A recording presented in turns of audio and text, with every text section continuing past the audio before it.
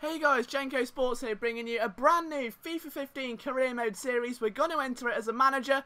I promised this would happen, but I couldn't quite decide on what Prem team to do. I did decide on this, however, the global transfer network, because I do like to build for the future as opposed to buy off the bat. But let's find a team. I say let's find a team. What I mean is let's let the game decide. Premier League Roulette, let's go.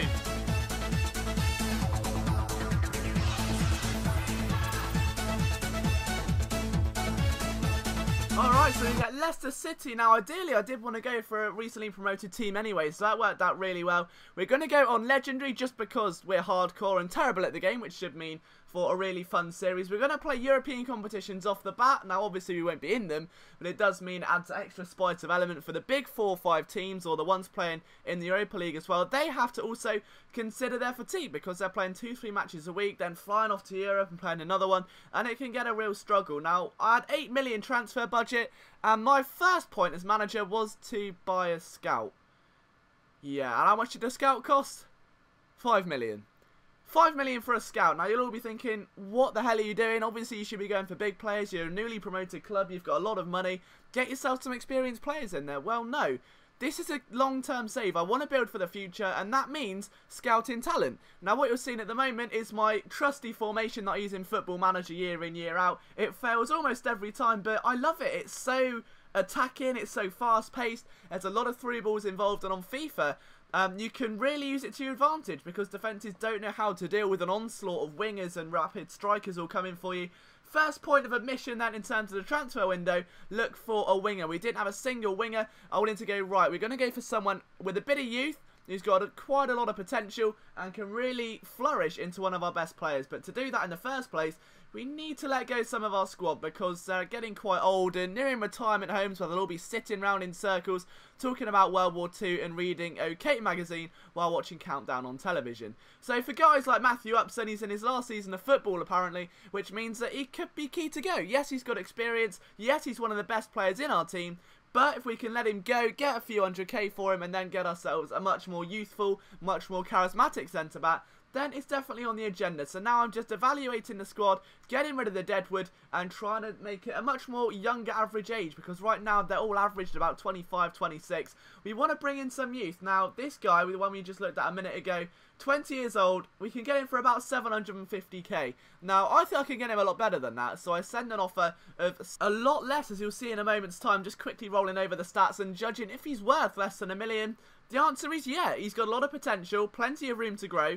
He'll be playing with experienced players, and especially in cup matches as well, he's going to get good starts. We've got a couple of 19-year-old strikers that will also get the games during cup matches, so there's a lot of room to build already. And with our scout, who's cost more than any player we've signed so far, 5 million for a scout, so he better be good and not use this opportunity to go to Spain and get drunk on tequila.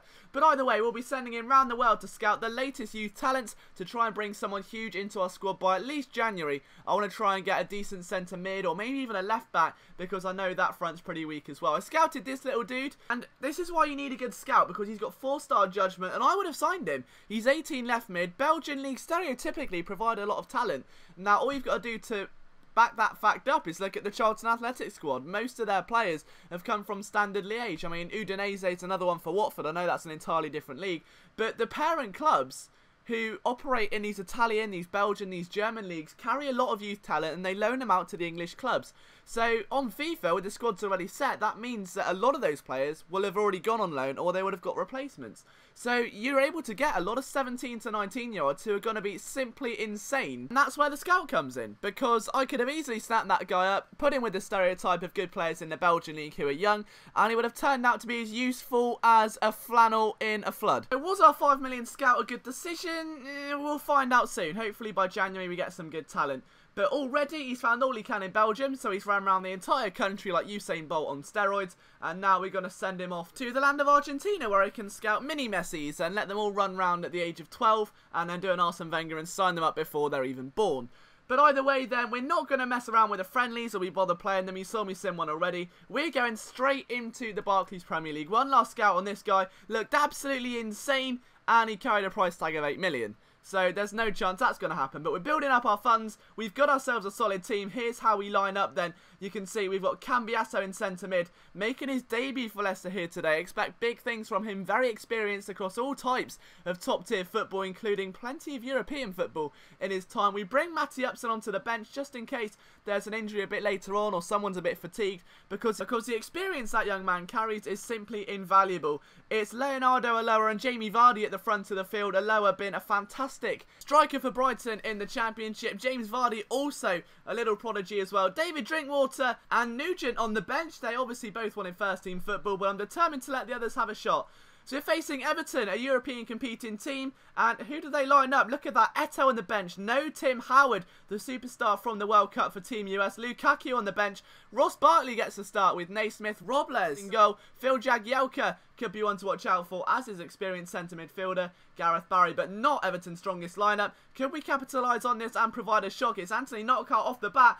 Tries to whip in a cross, only a minute into the game, he flings it into Vardy. Joao Robles gets his first save of the Everton campaign, but still a lot of pressure on that young man's shoulders, with Tim Howard being their main keeper. They're giving the youngster a shot. They brought him in from Spain after competing in various European championships. He impressed well in a pre-season against Stevenage. Obviously the competition being a lot lower though, so they almost break into the box, but he finally get it away. Here's Ale's first touch of the ball. Our new signing gets immediately swept away from Coleman, brings it into Pinar, and the shot just wide, and he won't be too happy with that one. Everton had a great chance to take the lead. Vardy pings it up to Aloa. The alley completely shut down, and even more annoying is that the flag was up for offside. One of the main problems with this formation, the strikers so far forward that they do end up offside quite a lot. Vardy with a massive through ball to Ale now. He picks it up, outrun to defender. The 5'8" 20-year-old brings it in, and Aloa almost gets a little cheeky volley there.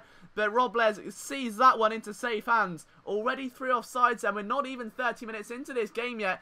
3 offsides for Leonardo Aloa. Here he is again, then can he split the defence? Cuts down, finds Cambiasso. Back to Anthony Knockout. Cambiasso on a bit of a break. Does well to find his man. He's in the box now, cuts inside. Well, he's brought down. That's a penalty. The referee gives the penalty. No controversy about that one. Leicester with a fantastic opportunity to take the lead here. A booking as well for Phil Jagielka. And the Everton captain will not be happy with that one. But it will be Cambiasso on his debut, looking to put Leicester City in front for their first time in a Premier League matchup. Can they score on their return to the Premier League? Cambiasso steps up straight down the middle. It's a goal. And the Argentine runs straight to the spot where the penalty was given and kisses the ground of his new club. The fans go absolutely mental. It was a fantastic penalty. Great composure by the Argentine. There was no chance Robles was going to get that one. So the penalty scorer is enough to put it in front for now. But Ross Barkley almost with an opportunity before that one was swiftly closed down. And now Leicester on the counter-attack. Aloa again forced into a bad through ball there to just keep it away from that very solid back four. As now Cambiasso tries to take down Coleman to no avail. Barry back to Coleman now down the wing. A lot of pressing, some poor defending by the Leicester back four. And luckily for us it was offside, and Kasper Schmeichel Shaw maybe giving a few licks to the men at centre back. And now Pinar breaking down the left. It's going to be Moore trying to stop him. Watch out for Paul Konchesky there as well on the very edge of the box, trying to see off the danger. But he hasn't been able to do so just yet. Everton have had the majority of pass completion, 61%. Will they have shot completion? Leighton Baines denied by Kasper Schmeichel.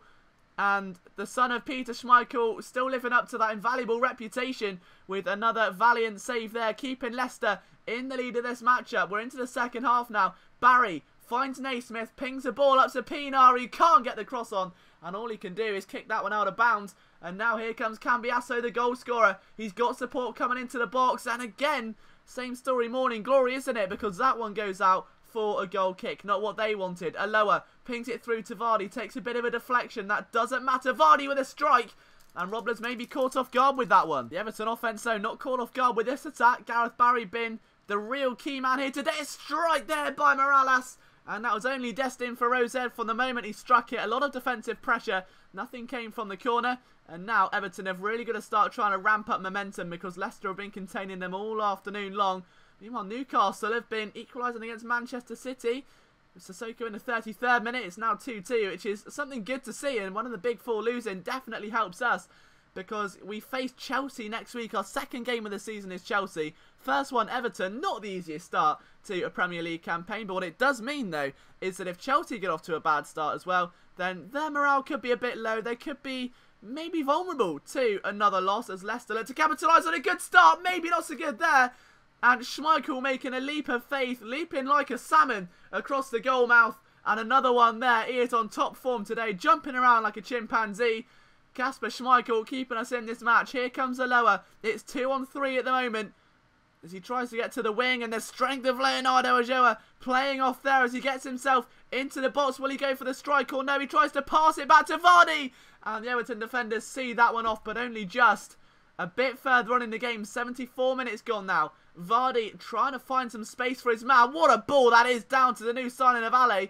Loses it, unfortunately. However, he does gain the throw-in, so it's not all bad. But either way, that was an almighty through ball. Now James finds Ale, cuts through, loses his man. Will he go for the strike? Yes, he will. And there was as much power on that one as the Powerpuff Girls. That was never going through. But Nugent comes on to replace our striker, and David Drinkwater finds himself in the heart of centre midfield. Now that's a mix-up on the substitution. They're actually the other way round there, so it's David Drinkwater replacing James. And now LA through ball through to Ulloa, finds David Nugent. What can Nugent do right now? He's got a little bit of support in there as well. Cuts inside, wants a first team spot, and he's not going to get one with strikes like that. That was almost going to the corner flag. Ulloa again, a mounting pressure. He's got a man up front. David Nugent on the volley first time. And Robles fumbles that he couldn't quite keep hold. And that was an almighty stop there. But that could have been signed, sealed, delivered for Everton. And now they try and seal their own fortune with a goal. They can't do it just yet. The final whistle blows. And Leicester City start their Premier League campaign with victory.